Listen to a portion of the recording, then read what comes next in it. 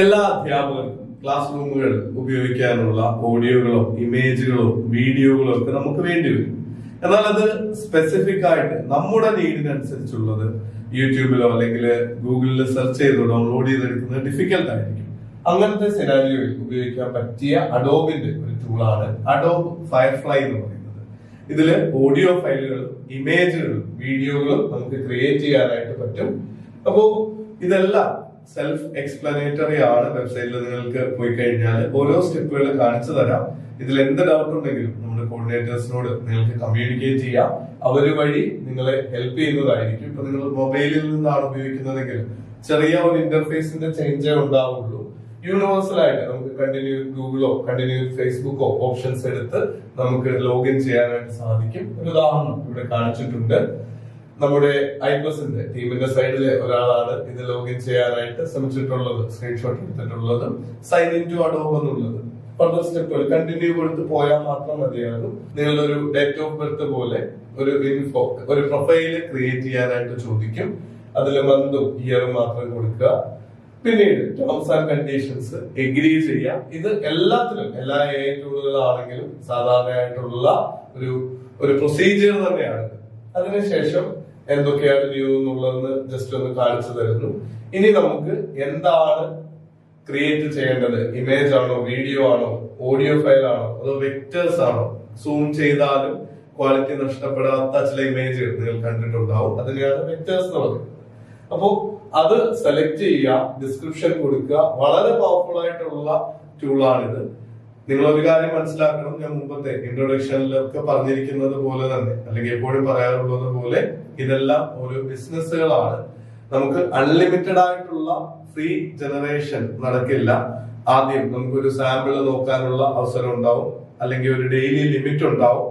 എല്ലാ ടൂളുകളും, മിക്കവാറും ടൂളുകൾ ക്വാളിറ്റി ഉള്ള റിസർച്ച് ആൻഡ് ഡെവലപ്മെന്റ് നടത്തി തയ്യാറാക്കിയിട്ടുള്ള എല്ലാ ടൂളുകൾക്കും ഒരു പരിധിക്ക് ശേഷം നമ്മൾ ബൈ നൗ ഓപ്ഷൻ കൊടുത്ത് പർച്ചേസ് ചെയ്യേണ്ടതായിട്ട് വരും എന്നുള്ള കാര്യം ഓർക്കുക. നമുക്ക് അൺലിമിറ്റഡ് ആയിട്ട് ഫ്രീ ആയിട്ട് തന്ന് ഒരു ബിസിനസ്സിന് സർവൈവ് ചെയ്യാൻ പറ്റാത്തതുകൊണ്ട് സിമ്പിൾ ആയിട്ട് student solving mathematics problem in A class room എന്ന് പറഞ്ഞാൽ പല പ്രായത്തിലും പല എത്നിസിറ്റിയിലും ഉള്ള വിദ്യാർത്ഥികൾ മാത്സ് പ്രോബ്ലങ്ങൾ സോൾവ് ചെയ്യുന്നത് വളരെ പെർഫെക്റ്റ് ആയിട്ട്. പലപ്പോഴും നമ്മൾ ചില ഫ്രീ ടൂളുകൾ ഇന്റർനെറ്റ് ബേസ്ഡ് ആയിട്ടുള്ള ഉപയോഗിക്കുമ്പോൾ 6 വിരലുകളും അല്ലെങ്കിൽ മൂക്കിന്റെ പൊസിഷനും ഒക്കെ മാറിപ്പോകുമെങ്കിൽ പോലും AI നമ്മുടെ അഡോബിന്റെ ഫയർഫ്ലൈ ഉപയോഗിക്കുമ്പോൾ അത്തരം പ്രശ്നങ്ങളും പരിമിതികളും ഒന്നും ഇല്ലാതെ തന്നെ വീഡിയോകളും ഓഡിയോ ഫയലുകളും ഇമേജുകളും ക്രിയേറ്റ് ചെയ്യാനായിട്ട് സാധിക്കും.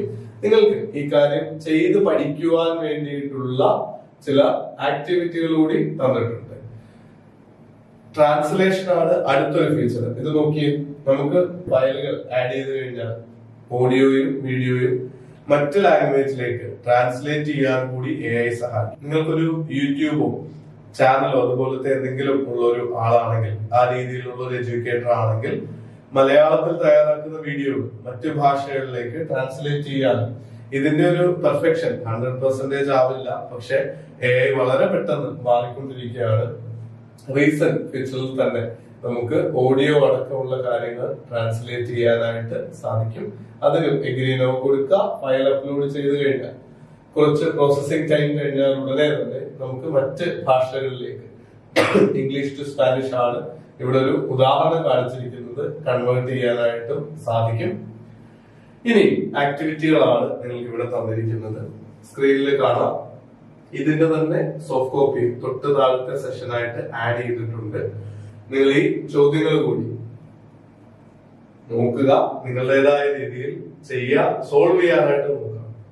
നമ്മളിപ്പോ ഈ പഠിച്ച കണ്ട കാര്യങ്ങൾ തന്നെ പ്രോംപ്റ്റുകൾ ഉപയോഗിച്ച് പോസ്റ്ററുകളും പ്രൊമോഷണൽ വീഡിയോയും അതുപോലെ 3D മോഡലൊക്കെ ക്രിയേറ്റ് ചെയ്യാനായിട്ടാണ്. എല്ലാ ടൂളുകളും പരിചയപ്പെടുത്തി കഴിയുമ്പോൾ ഇതുപോലെ ആക്ടിവിറ്റികൾ നൽകും.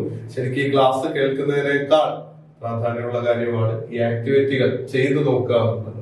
ഇത് ചെയ്തെങ്കിൽ മാത്രമേ പഠനം സ്മൂത്തായിട്ട് നടക്കുകയുള്ളൂ എന്നുള്ള കാര്യം പ്രത്യേകം ഓർക്കുക. നല്ല രീതിയിൽ പ്രാക്ടീസ് ചെയ്യുക. ഇതെല്ലാം ഹാൻഡ്സ് ഓൺ എക്സ്പീരിയൻസ് വേണ്ട ടൂളുകളാണ്. ആ രീതിയിൽ ചെയ്തു പഠിച്ചാൽ നമുക്ക് ഈ പറയുന്ന 40ഓളം ടൂളുകൾ ഉപയോഗിച്ച് ടീച്ചിങ് അനായാസമാക്കാൻ സാധിക്കും എന്നുള്ളത് ഉറപ്പാണ്. All the best.